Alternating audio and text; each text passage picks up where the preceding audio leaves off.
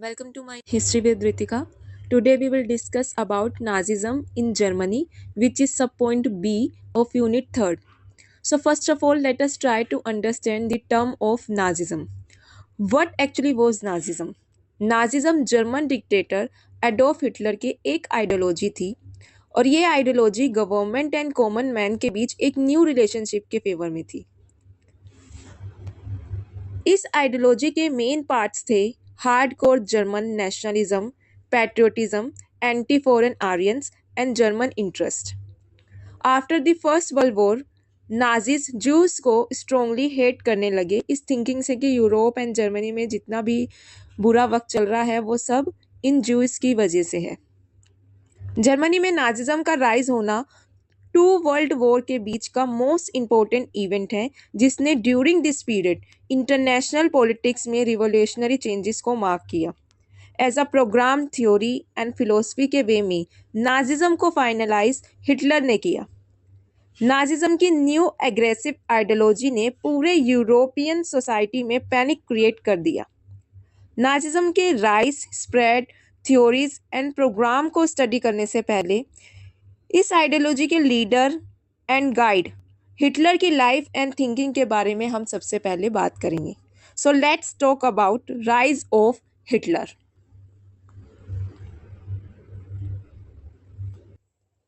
Adolf Hitler का birth 20 April 1889 में Austria में हुआ था। अपनी स्कूल एजुकेशन कंप्लीट करने के बाद 1907 में हिटलर वियना जाते हैं और वहां एकेडमी ऑफ फाइन आर्ट्स में एडमिशन लेने की कोशिश करते हैं, लेकिन उनकी एप्लीकेशंस को रिजेक्ट कर दिया जाता है।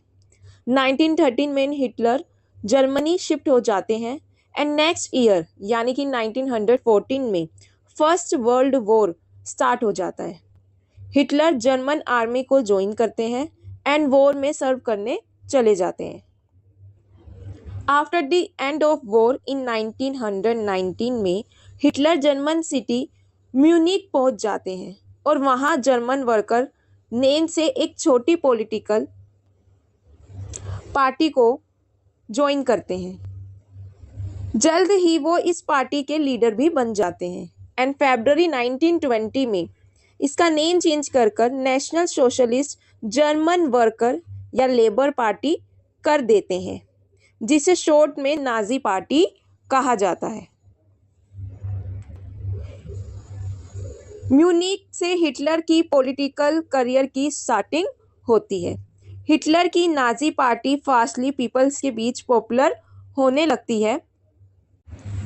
नाजी पार्टी के सपोर्ट में आते हैं conservative monarchist, frustrated soldiers, hopeless workers, trouble businessman और साथ ही anti Jewish, anti communist and anti Catholic mindset वाले पीपल्स भी नाजी पार्टी के थ्रू अपने सपने पूरे होते देखते हैं।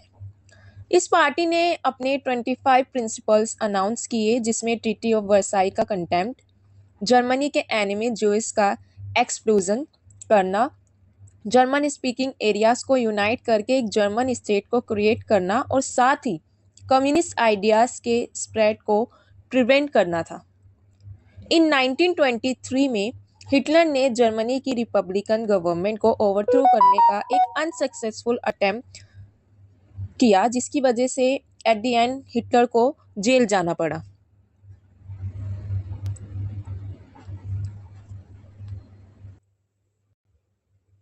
जेल में ही हिटलर ने अपनी ऑटोबायोग्राफी द माइन काम्फ लिखी।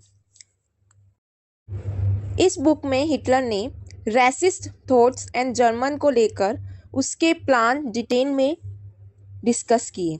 वैसे तो हिटलर को 5 इयर्स की सज़ा सुनाई गई थी, लेकिन हिटलर 9 मंथ्स के लिए ही जेल में रहा। उसके बाकी का टर्म सस्पेंड कर दिया गया, यानी कि 1925 में हिटलर जेल से बाहर आ जाता है और फिर से नाजी पार्टी को कंट्रोल करने लगता है। So here till now we have tried to understand Hitler's life. Now let us talk about the reason for the rise of Nazism. So first cause रहा नाजिज्म के राइज का treaty of Versailles. As all we know, Germany first world war में alliance यानी कि England, France, Russia जैसी powers के against fight कर रहा था। During the first world war Germany France and Belgium पर कब्जा कर भी लेता है, बट फाइनली 1918 में allies Germany and other central powers को डिफीट करने में सक्सेसफुल रहते हैं। इसी बीच जर्मनी में भी इंटरनली एक रेवोल्यूशन होता है और यहाँ के किंग विलियम कैसर थर्ड को डिथ्रोन कर दिया जाता है। इसी तरह जर्मनी में मोनार्की का एंड होता है और वाइमर नाम के प्लेस पर एक नेशनल असेंबली की मीटिंग ऑर्गेनाइज की जाती है, जहां पर फेडरल स्ट्रक्चर के साथ डेमोक्रेटिक कॉन्स्टिट्यूशन फॉर्म कर दी जाती है। जर्मनी की न्यू गवर्नमेंट को वाइमर रिपब्लिकन कहा जाता है। After the end of first world war जीतने वाली कंट्रीज जर्मनी के साथ ट्रीटी ऑफ वर्साई को साइन करते हैं और ये ट्रीटी ऑफ वर्साई जर्मनी के लिए बहुत ही ह्यूमिलेटिंग ट्रीटी साबित होती है। वाइमर रिपब्लिकन के रिप्रेजेंटेटिव्स को इसे ज़बरदस्ती साइन करना पड़ता है। पीस कॉन्फ्रेंस में उनके साथ काफ़ी मिसबिहेव भी किया जाता है। इस ट्रीटी के तहत जर्मनी पर वॉर गिल्ट क्लोज लगाए जाते हैं, जिसके अकॉर्डिंग जर्मनी को 6 billion 68 million pounds as a war reparation allied countries को देने होंगे। ये डिसाइड किया जाता है कॉन्फ्रेंस में, क्योंकि इस वॉर और इससे होने वाले हार्म के लिए जर्मनी को फुल्ली रिस्पॉन्सिबल माना जाता है। After the war already Germany की इकोनॉमिक कंडीशन इतनी पैथिक हो गई थी, ऊपर से इतनी हैवी पेमेंट का रिपरेशन उस पर लगा दिया गया, जिसकी वजह से जर्मनी की इकोनॉमिक कंडीशन और ज़्यादा पैथिक होती चली गई। सिर्फ रिपरेशन ही नहीं लगाया गया, बल्कि जर्मनी की आर्मी एंड नेवी पर भी रिस्ट्रिक्शन लगा दी गई, यहाँ तक कि एयरफोर्स तक को मेंटेन करने की भी परमिशन नहीं दी गई। इस तरह वर्ल्ड वॉर 1 के बाद जर्मनी पूरी तरह पावरलेस बन गया। इस सिचुएशन में उसे एक स्ट्रॉन्ग गवर्नमेंट की नीड थी, बट वाइमर रिपब्लिक प्रॉब्लम को सॉल्व करने में कंटिन्यूसली फेल हो रही थी। जर्मनी की जनता फ्रस्ट्रेटेड होने लगी थी। उनके मन में ट्रीटी ऑफ वर्साई के प्रति नफरत भरती जा रही थी, क्योंकि उससे कंडीशन पहले ही इतनी अनस्टेबल थी, उस इतने हैवी रिप्रेशन से लोगों पर और बर्डन हो रहा था। यही नफरत आगे चलकर हिटलर के पावर में आने के लिए काफ़ी हेल्पफुल साबित होगी। नेक्स्ट कोज की बात करें हम, तो वो नेक्स्ट कोज है इकोनॉमिक क्राइसिस। जर्मनी की इकोनॉमिक कंडीशन ऑलरेडी इतनी पैथिक थी कि 1929 में ग्रेट डिप्रेशन आ गया, जिससे जर्मनी भी अछूता नहीं रहा। ऑलरेडी इतने हैवी रिप्रेशन के साथ साथ जर्मनी को इंडस्ट्री, ट्रेड, माइंस को फ्रेंच आर्मीज ने ऑक्यूपाइड कर लिया था। उनकी काफ़ी सारी टेरिटरीज भी ट्रीटी ऑफ वर्साई में उनसे छीन ली गई थी। जर्मनी को every year 20 crore gold mark France को देना होता था रिप्रेशन के साथ। जर्मनी की economic condition currency expansion, recession, डेब्ट के रीज़न से और ज़्यादा नीचे गिरती चली गई। जर्मनी के कॉमन पीपल्स लॉन्ग टाइम से चले आ रहे इस अनस्टेबिलिटी से फ्रस्ट्रेटेड होने लगते हैं और वो किसी भी तरह एक ऐसे स्टेबल एंड स्ट्रॉन्ग गवर्नमेंट चाहते थे जो इन चीज़ों को कंट्रोल कर सके। ऐसे में हिटलर का प्रोपेगेंडा उसकी पॉपुलैरिटी बढ़ाने में काफ़ी हेल्पफुल रहा। The next cause is German pride.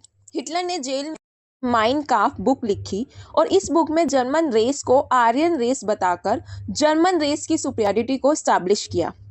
Hitler ने यह कहा कि जर्मन रेस ही प्योर आर्यन रेस है और पूरे वर्ल्ड को रूल करने के लिए इस रेस का बोर्न हुआ है। हिटलर का कहना था कि उन्हीं लोगों को जर्मन कहा जा सकता है जिनकी आर्टरीज में आर्यन ब्लड सर्कुलेट कर रहा है।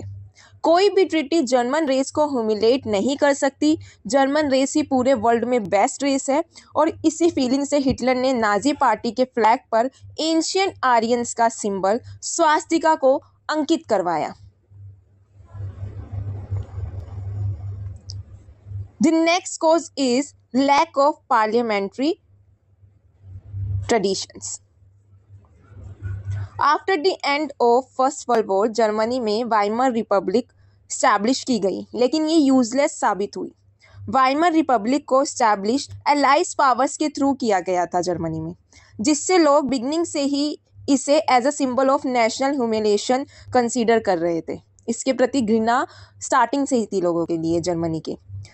1919 से 1923 तक जितनी भी गवर्नमेंट फॉर्म हुई जर्मनी में, वो सभी वीक एंड टेम्परेरी थी।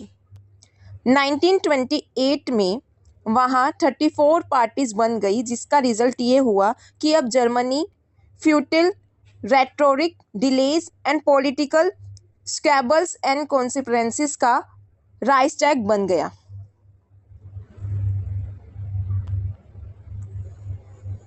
डेमोक्रेटिक सिस्टम में जब पीपल्स का फेट डिक्रीज होने लगता है तो डिक्टेटरशिप के लिए रास्ता क्लियर होता जाता है, और सेम यही जर्मनी में देखा गया।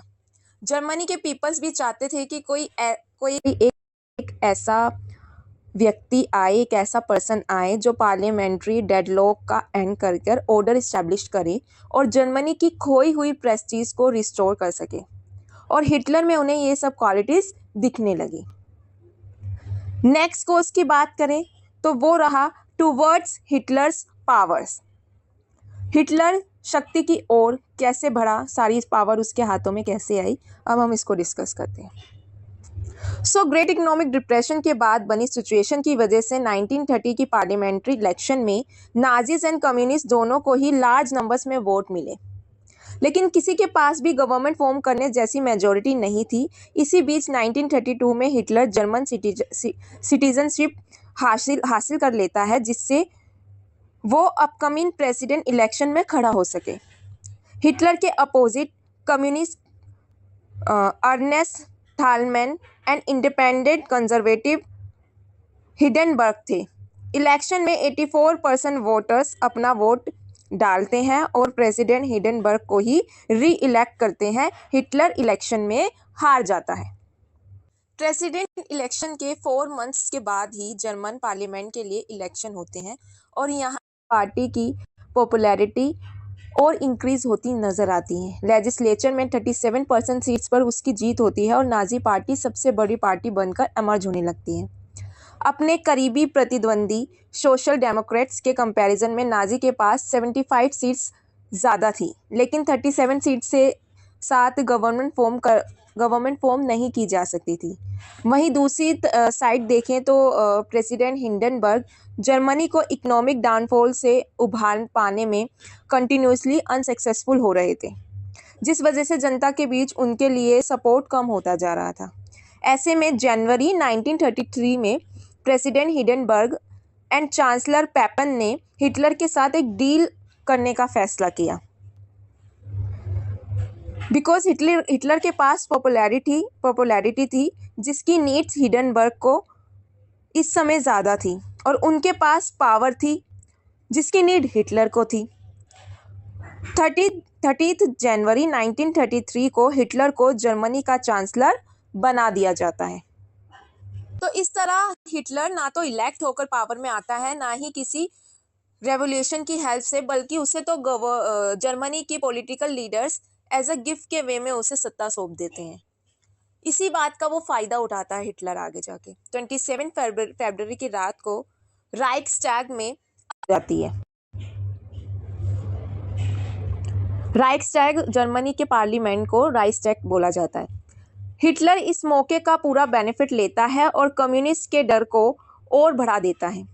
इसको मुद्दा बनाकर कम्युनिस्ट पार्टी को बैन कर दिया जाता है। इन सब के बाद भी 5 मार्च के इलेक्शन में नाजी ओवरऑल मेजॉरिटी पाकर कामयाब नहीं होती है। इलेक्शन में 647 सीट्स में से नाजीज को 288 सीट्स ही मिलती है और नेशनलिस्ट को 52 सीट्स मिलती है।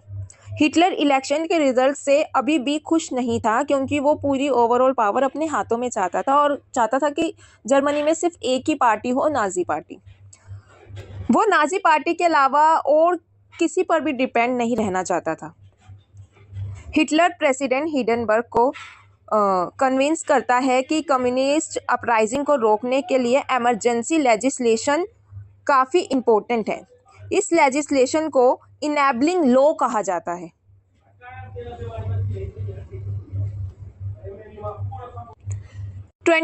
मार्च 1933 को इसे फोर्सफुली राइक्सटैग में पास करा लिया जाता है, और इसी से हिटलर की पावर को लीगल बेसिस पर राइट्स मिल जाते हैं। इस लॉ के अकॉर्डिंग जो ये नेबल लॉ या एक्ट पास कराया गया था हिटलर ने, इसके अकॉर्डिंग गवर्नमेंट नेक्स्ट 4 इयर्स तक राइस टैक्स से कोई भी परमिशन लिए बिना लॉ पास कर सकती थी, कॉन्स्टिट्यूशन को पूरी तरह इग्नोर कर सकती थी। इसके अलावा फॉरेन कंट्रीज के साथ एग्रीमेंट साइन कर सकती थी। सभी लॉज चांसलर के थ्रू ही ड्राफ्ट किए जाते थे, यानी कि हिटलर के थ्रू। कहने का ओवरऑल मतलब ये है कि अब हिटलर नेक्स्ट 4 ईयर तक जर्मनी के डिक्टेटर की तरह वर्क कर सकता था, क्योंकि अब उसकी मर्जी ही कानून बन सकती थी। हिटलर के मेन ऑब्जेक्टिव्स की बात करें तो हिटलर कंट्री के पार्लियामेंट्री रूल्स को एबोलिश करके टोटलिटेरियन को एस्टैब्लिश करना चाहता था। सेकंड, वो ट्रीटी ऑफ वर्साई एंड इसके इफेक्ट्स को भी एबोलिश करना चाहता था। सोशलिस्ट एंड ज्यूइश को सप्रेस करना चाहता था, और साथ ही आर्मी के वेपन्स को भी इंक्रीज करना चाहता था। इसी के साथ यूनिटी को प्रमोट करना, कंट्री की इकोनॉमिक कंडीशन को इम्प्रूव करना, वास्ट जर्मन एम्पायर को रीस्टैब्लिश करना एंड जर्मनी को होली रोमन एम्पायर के ओल्ड टाइटल से एडोन करना भी हिटलर का ऑब्जेक्ट था। अब हम हिटलर की पॉलिसीज की बात करें, जिसमें हिटलर की 2 पॉलिसीज आती है, एक होम पॉलिसी और एक फॉरेन पॉलिसी। तो सबसे पहले हम डिस्कस